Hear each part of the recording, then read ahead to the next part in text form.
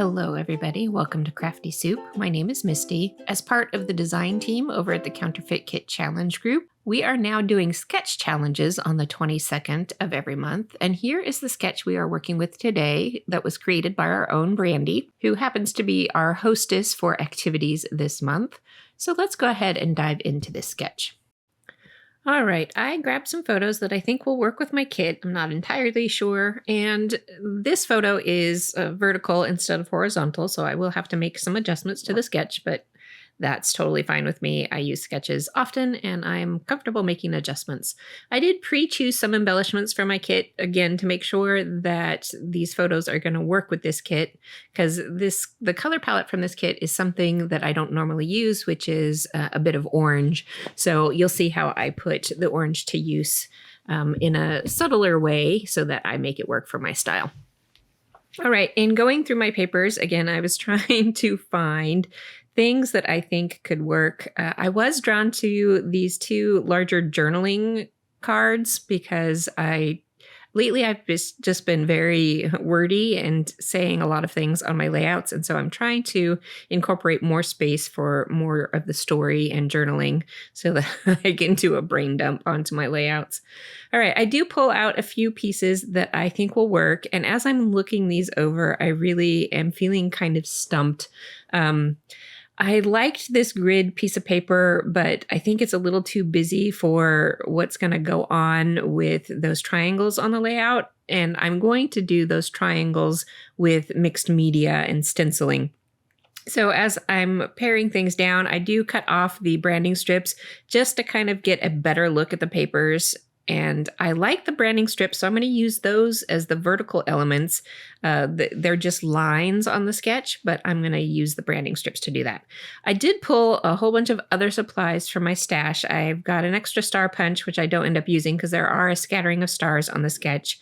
I do have a notebook edge punch to give a little more texture because the sketch is fairly simple. So I wanted to add a little bit more flair to it that works with my style a little bit more. And I pulled out these arrow dies, which I'm going to emphasize because there's triangles on the sketch already. I'm going to kind of emphasize that triangle feel with other areas on there, especially since my mixed media isn't going to be exactly in a triangle shape. So I want to pick up that triangle elsewhere. I do pull out two possible alphas to use with this. And if I use the cork alpha, I know I want to add more cork to the layout since I did include that in my kit this month. And so I am back with some of these things done now. I do have that border punch done on the edge of some layers of paper.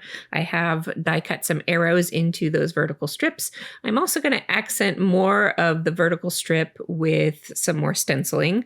So we'll get to that in a moment. First, I'm trying to get these pieces pared down so that they're not taking up a lot of the visual space, but they add a little bit of texture. And I have matted those photos with the orange paper, so you can see how I'm using orange from my kit in smaller doses because orange is not my favorite color, although I like a good salmon and a good coral, but these deeper oranges are not my thing. So I am working with the orange in a way that makes sense to my style. Small doses. All right, I do have my title worked out. I did pull out a second alphabet for my subtitle. So even if you have a kit and you're working with the Counterfeit Kit Challenge, feel free to pull in things from your stash that you feel like you need to tell your stories. You are not required to only use things in your kit. So some people, including myself when I was first working with kits long ago, felt that I had to stick with the core of the kit, but I've learned over the years to just do me.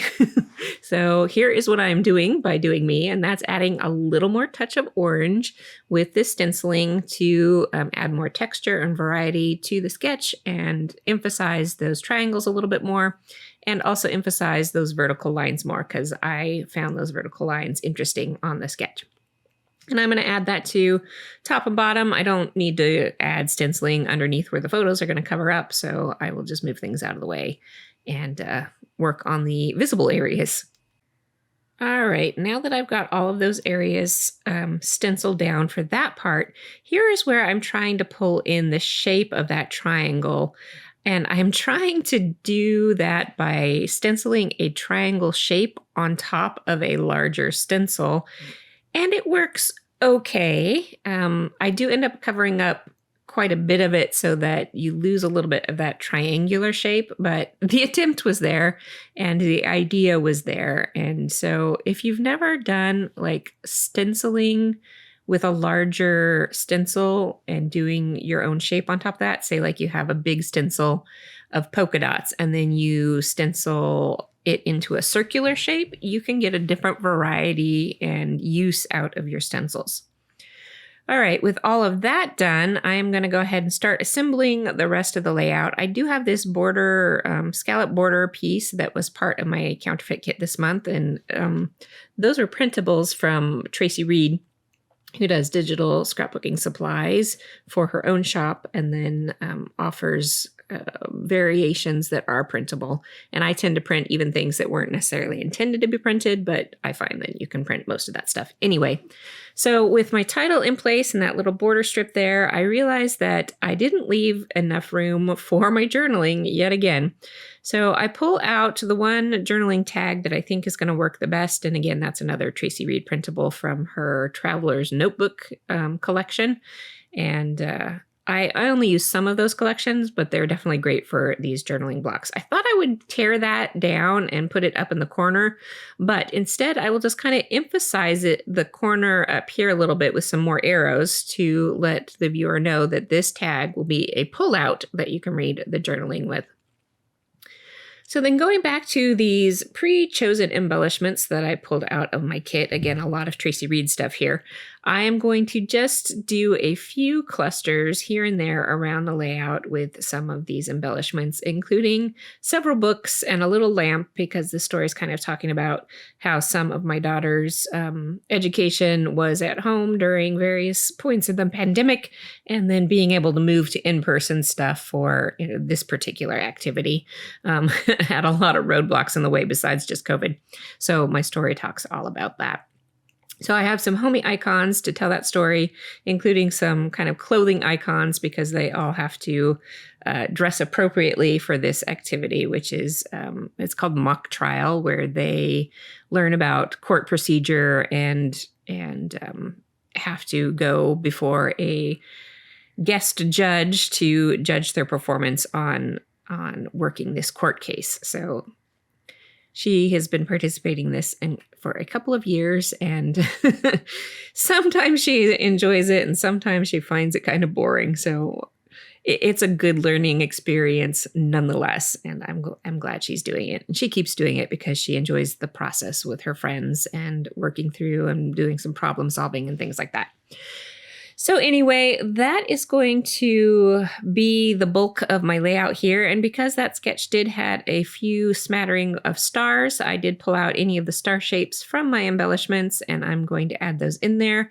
I got my journaling done and I embellished the journaling tag just a little bit. And I'm just going to quickly grab a scrap of paper and cut it down to size it correctly for my tag, and then just tape it in place. And that makes a fast pocket on the back of my layout to hold my journaling, and I get all my words in and I don't have to sacrifice the visual space to hold all that stuff. All right, I will leave you with a couple of close-up photos here on the way out, and I thank you for being here and for watching. And if you're new here and don't know about the Counterfeit Kit Challenge, go ahead and follow the links down below and you can see the other design team members and how they interpreted this sketch. And I will be back again this week with another video for you as a part of the Mixed Media Mayhem Hop. So I hope you will join me for then. I love what we're working on for that one, so I'm excited. Until then, have an artful day.